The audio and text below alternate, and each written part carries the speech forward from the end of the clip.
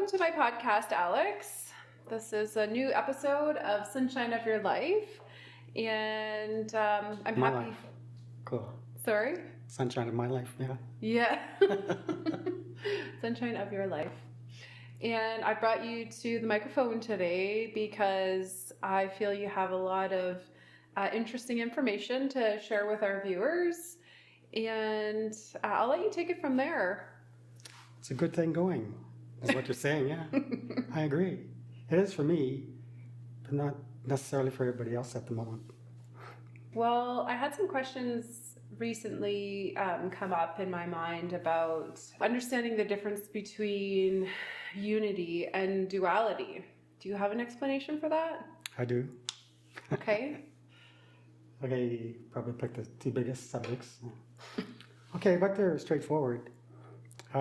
Unity basically exists here, and it is the actual omnipresence of the Creator, or whatever you want to call it. I call it life. Other people call it God. People call him the Creator or the Almighty. All that is, that kind of, all of those words are significant for those people. It means something to them. Doesn't necessarily mean anything to anybody else, because we're all living our own lives, having our own experiences in a unique way. Each one of us is unique.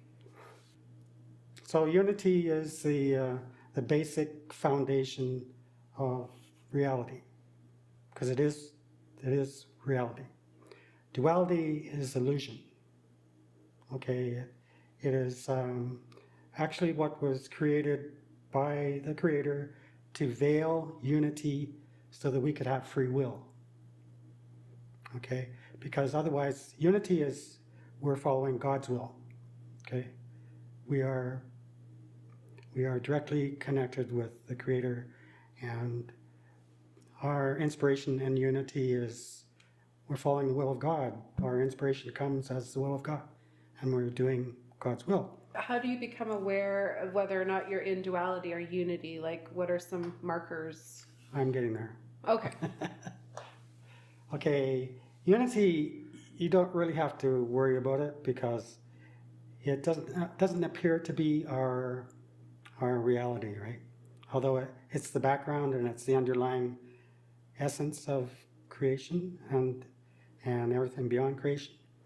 Unity is essentially the spirit of things, because unity basically is the realm in which spirit is the natural essence, like your etheric being, your etheric body. Everything that has to do with spirit, it's because that's what the Creator is. Creator is spirit. Consciousness and energy is the omnipresence of spirit or God or life. And so in order for us to live within a human body in this realm of existence, duality, the Creator had to create a dream state, because it's an unnatural thing for us to have free will, to get away from God's will, right? So in this duality, we are basically separate from God in our consciousness, and we're also separate in our physical reality from everyone and everything else. And there's also the realm or the advantage in duality of having polarity. In other words, good and bad, or good and evil, or, And that's in duality? Opposites to everything.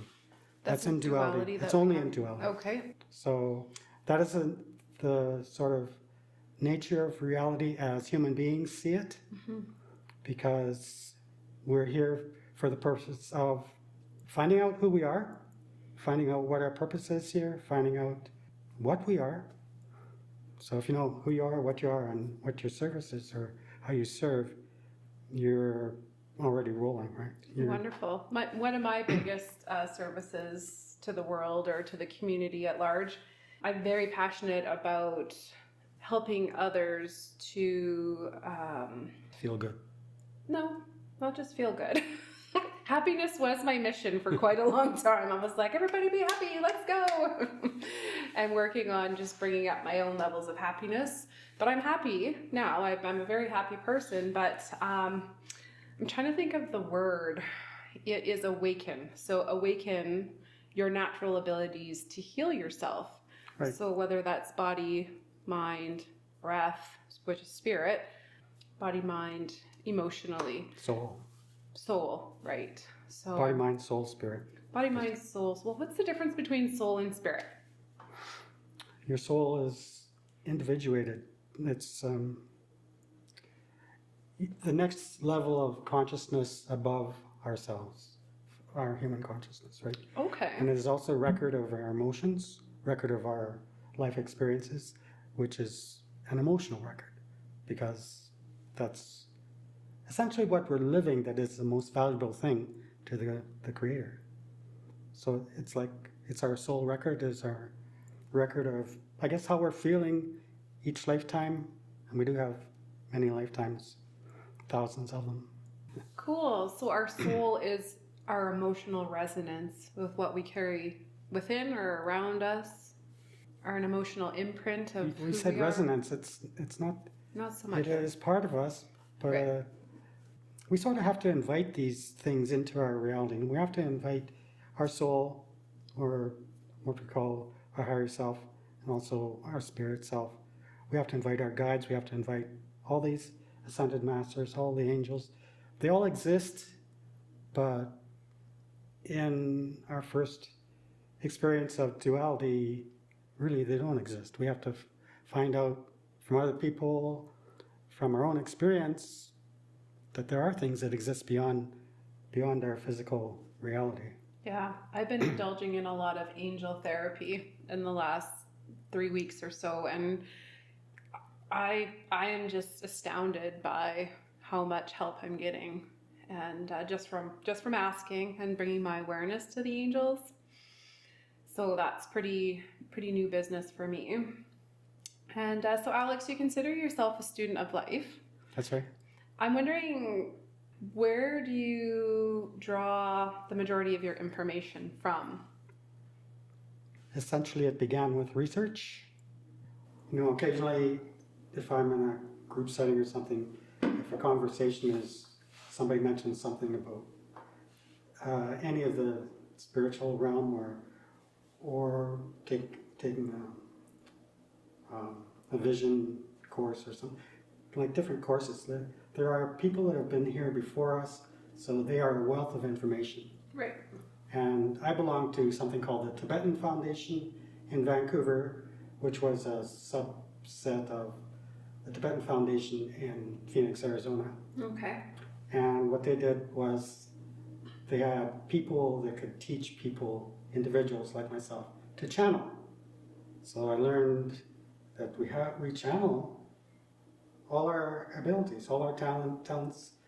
We have our life force energy is channeled so we can animate our body and everything, and so that we have a direct connection. That channel is also our direct connection to spirit. So it comes, there's a number of different ways that the energy can come to us through our consciousness, but our consciousness is all throughout our body.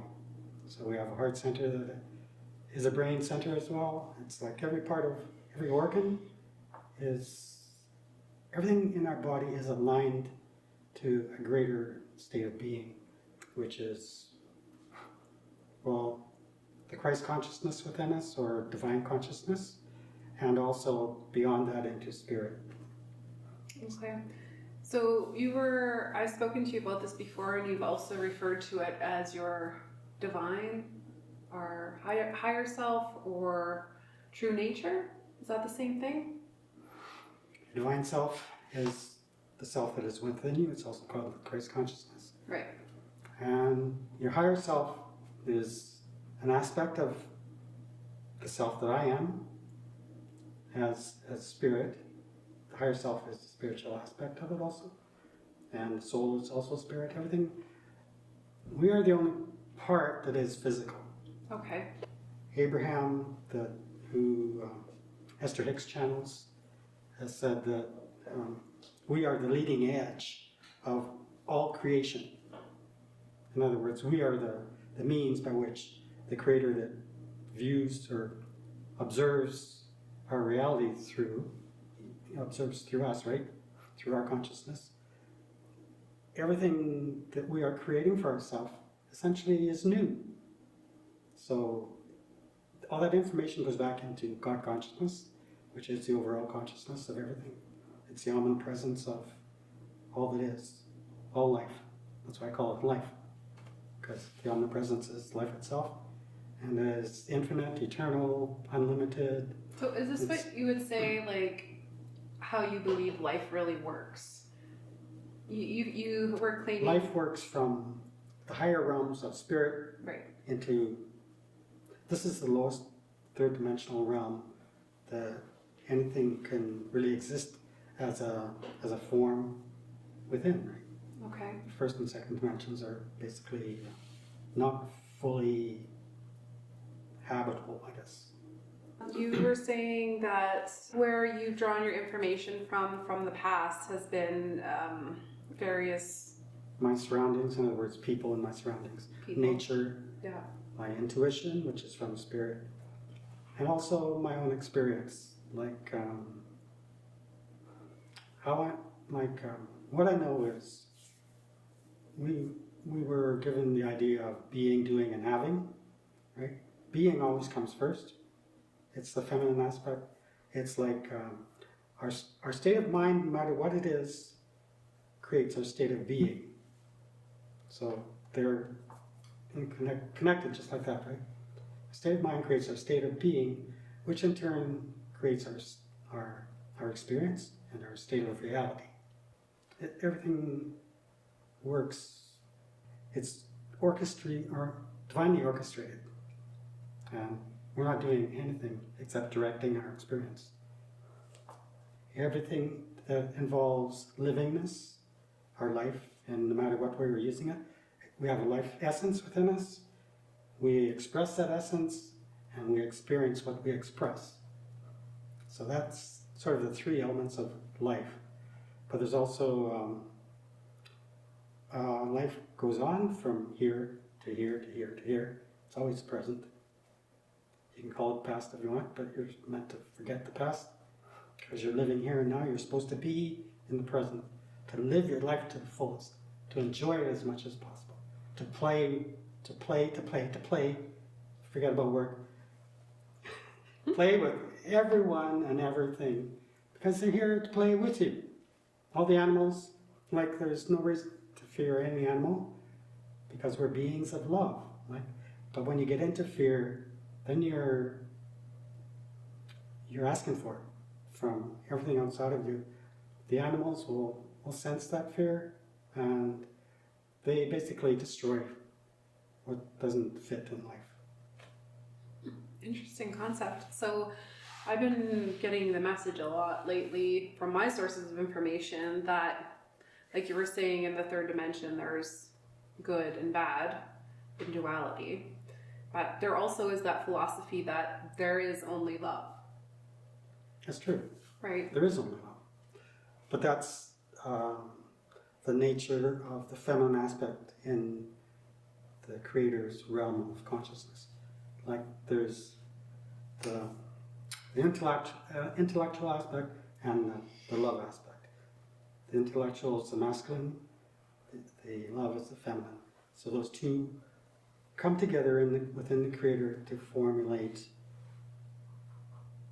its beingness, its isness. So it's like the yin and the yang, the feminine and the masculine, or love and light. Mm. But you have to know light is intelligence. Or is it also known as consciousness? Or just intelligence? The whole thing is consciousness. When you say consciousness and energy, then you're more aware of what, like consciousness essentially represents your awareness, your aliveness, your ability to think, your ability, it is what makes everything move, it animates everything. But the love is the element of feeling and emotion that actually makes everything come alive, like in another sense. Yeah, like we begin to feel appreciation and gratitude and respect and reverence and all those wonderful things because we can come alive with with love. It's our main essence from the feminine perspective. I like that definition. Being a woman. Being a girl and all. Wonderful. So you brought along a kind of a deeper explanation about why we're here. Just the fact that we're meant to enjoy our body, we're meant to enjoy our environment, we're meant to enjoy other people and animals and everything that's in nature. Nature especially because it's more a unity aspect than it is a duality aspect. Everything in nature is alive and is flourishing as life, whereas human beings are different. The free will aspect is meant for us and for us alone. Plants and animals, although they do their thing, they're still within the will of God. So human beings are the only ones that have free will. And I can't judge it. I can't say that everybody's having their own experience. That's all I can say. I can't say we're all going to hell. That's it. It's over. No. That has happened in previous civilizations. I bet. I can see it happening in some people's like lives. Atlantis and Lemuria, places like that. There's been 4 different civilizations that we're aware of that have totally destroyed themselves. And then there's others that have vanished because the whole community ascended. So, but they ascended. They didn't go away because everything was going to hell. Oh, it was going the opposite direction. Right. They had reached a higher level of consciousness that allowed them to have the knowledge of how to ascend, essentially. They didn't have to stay here in life anymore, no matter whether they haven't fun or not. That's one of my 6-year-old daughter's biggest burning questions. What happens when we leave here? What do our light bodies look like? Will I have nails in my light body? So, I have a book for you. Great Minds Speak. okay. It's all about 20 different entertainers and such, people who were famous. Not all were entertainers. There was one, Queen Elizabeth I, and Diana. They both gave their stories. And there's other people. Was John Lennon and his girlfriend? Just John Lennon. Oh, he was in there. And also Einstein. Quite a few people. Every single one of them was totally different, like Marilyn Monroe. So it's a fun read because they give information as to what's happening in the afterlife. Right. It's not, they're not free at that point to just do anything they want. They are sort of living the heaven aspect of this creation, In other words, there's no longer negativity where they're at.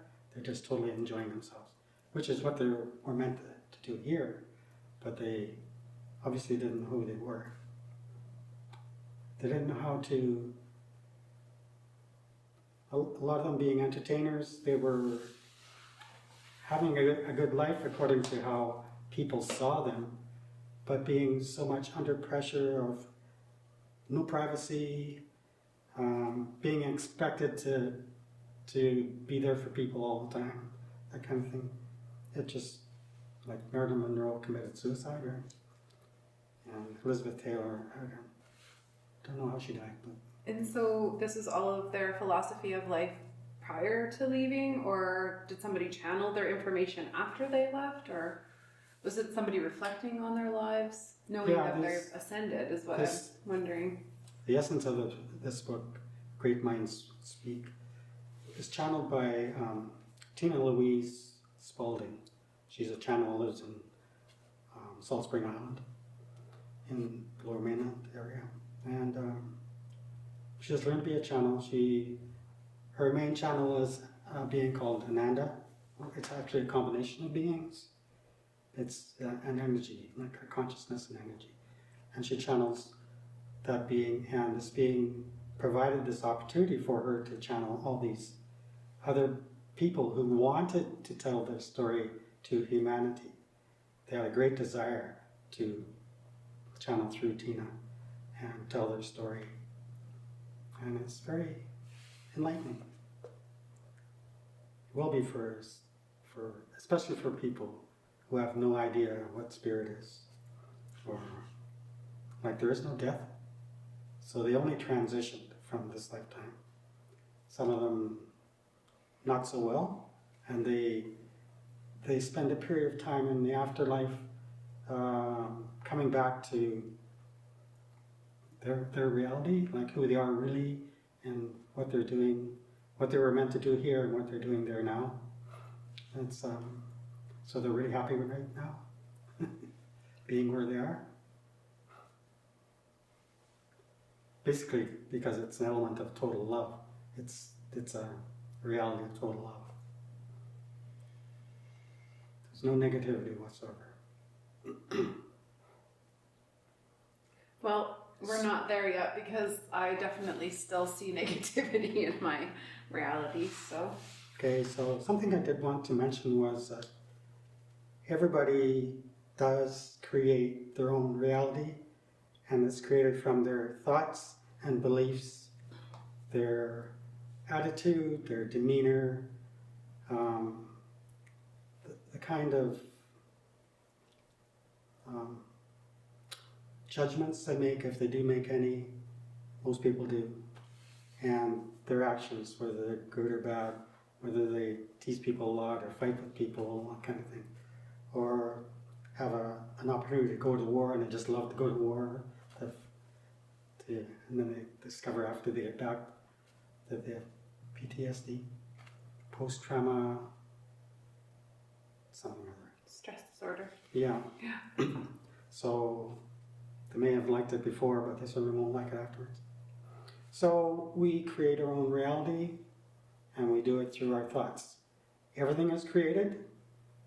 In other words, this measles sort of thing that's happening right now, everybody is creating it. They're not getting it from anybody else. It's not transmitted by mosquitoes or by other insects or anything. It happens to them through their thought patterns.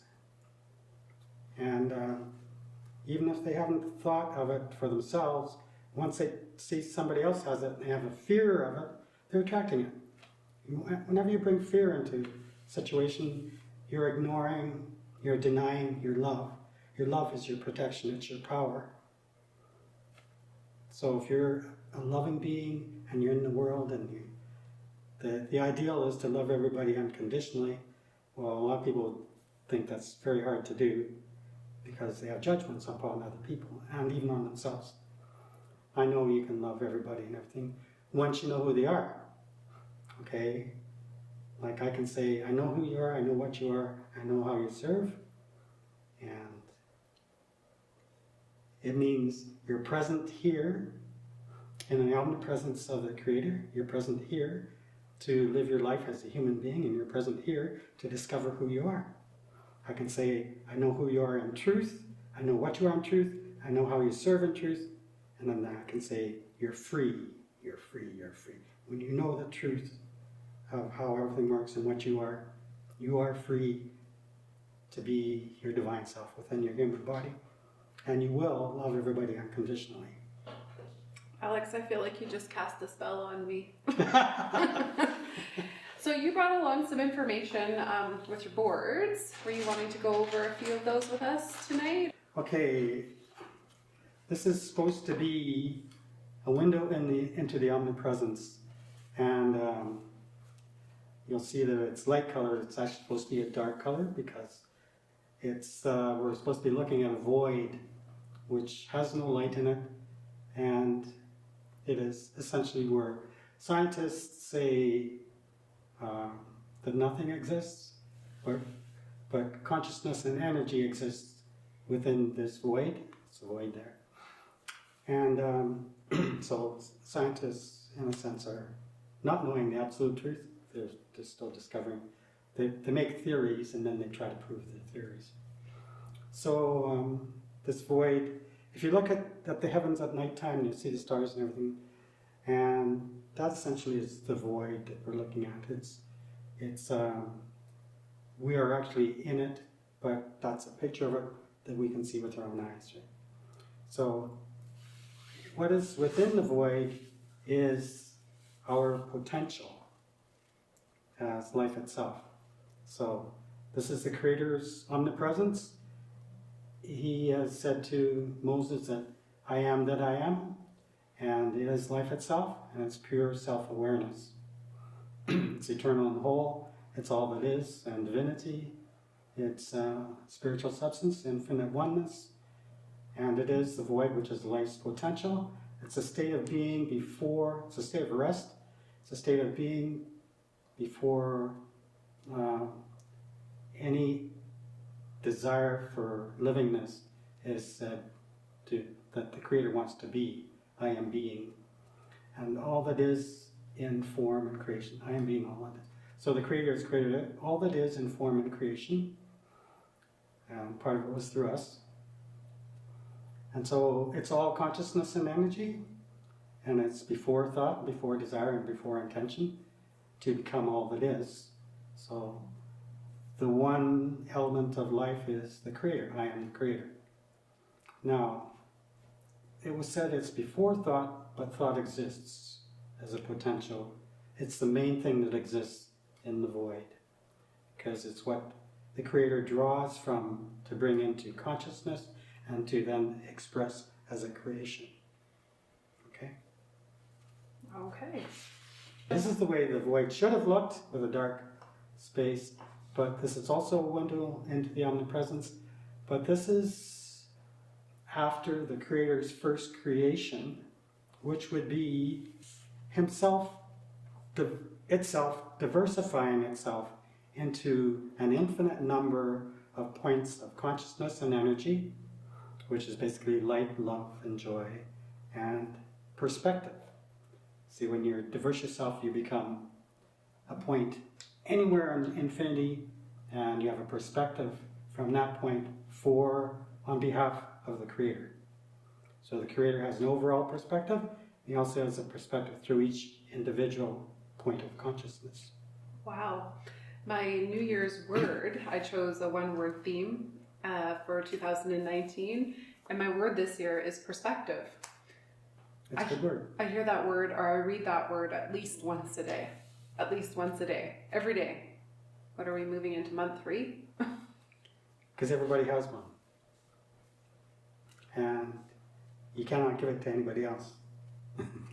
It's like your point of view, right? You have your perspective, which is your point of view, and you can't give it away to anybody. You can't give your point of view to anybody else. It's yours. And that happens for every human being. And so all these points of light and consciousness are light and love, and it's a wholeness, and it's omnipotence, which is all power. There's no space or time. This is all holographic points of light in an omniscience. So it's omniscience is all-knowing. So it's every point of consciousness and energy is a holographic image and likeness of the Creator as a wholeness and oneness. Okay? So essentially, all these points of consciousness are individuated gods. If you call the one Creator as God, then we are individuated gods. Okay, and what else? That's everything I have on there. So light and love are main aspects, but joy is an essentialness as well. It's part of our divinity. We have many qualities of energies in our divinity, many of them. So this is the spiritual playground of life. This is our omnipresence that we live within as spirit, but also creation takes place in here. It's also called the mind of God. So this is the energy around us in the universe, like the stars. It's within us and all around us. Within, it's everywhere. Yeah. We are a point of light and consciousness within this omnipresence. Okay. And this is the inside of the Creator, or what you want to call, what I want to call life. Okay, this is essentially life. Life is everything, but people want to call it God as a sort of a divine being with personality, and they do give it personality. But it's just a name, and it doesn't really have the same kind of feeling that life has. Like, life means something to us, right? For a lot of people, God doesn't mean anything, and they just want to throw God out the window. Well, they can't, but they want to do that.